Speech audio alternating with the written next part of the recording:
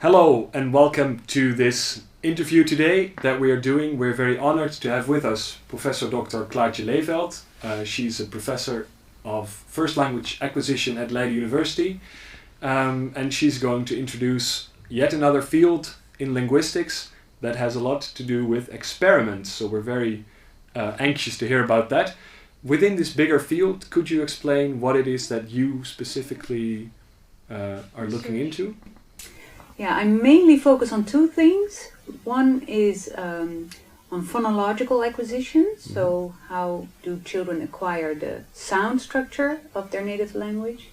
And the other topic is learning mechanisms. So what are the learning mechanisms that babies bring to the task of acquiring their language? So the phonological structure of a language. So that means that they have to recognize the sounds and then know what sounds are used where, something like that? Yeah, you could ask the question, how do they acquire the sound inventory of his or her, of their native language? So, but what I do is I focus on their early word productions. So they, when they are around 1 year old, they start to produce their first words, usually. Babies, and then they say more and more, and but their first words, they sound very different from the way we would produce those words. So for example, they would say guk for duck, or tyke for strike, or oe for shoe, something like that. So they make a lot of mistakes. Yeah. They're not real mistakes, but their word forms deviate from what we would do. And yeah. Why do these deviations occur? Yeah, so that's the big question. Yeah. So there's many possible answers. So it's quite difficult to find why they do that, because they have to acquire a lot of different things. So for one thing, they have to acquire the phonological grammar of their language. And so it could be that they make the mistake because their grammar does not allow the specific structure that they have problems with yet. So that's one possibility. But then on the other hand, they also have to produce the word, and for that you need a speech production mechanism. So how does that mechanism work? Yeah, so what you have to do, so for example, when you name a picture, so you see a picture of a cat and you have to say cat. What you do is you find the word that refers to that object, and you find the sounds that are stored for that word. So for cat, you find K-A-T or C-A-T when you use the letters. So you retrieve the sounds, then you organize those sounds into a bigger unit, a syllable-like unit, and then you start to build a motor program for those sounds. And when you have built that motor program is sent to your nerves, and the motor program is in the end executed by the articulators. Yeah. So, and it's a very fast process. So when an adult names a picture, you do that in like 600 milliseconds. So it's a very fast process.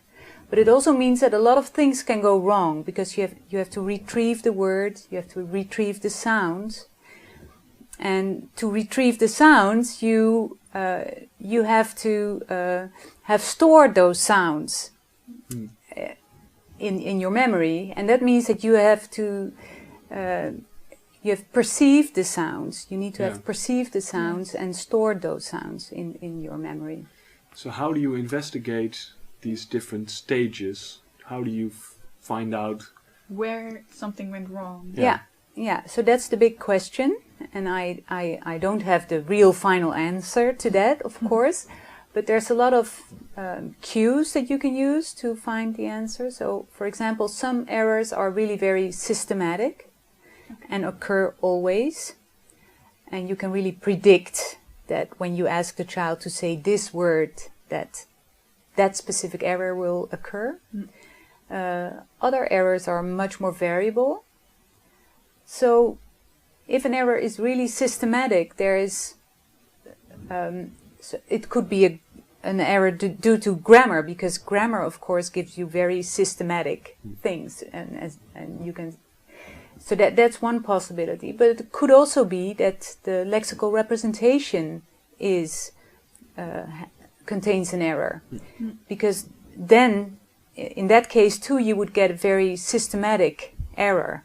What kind of error could that be? Could you maybe give an example of an error with the lexical representation? Yeah, so for example, if you have not really perceived a word in all detail.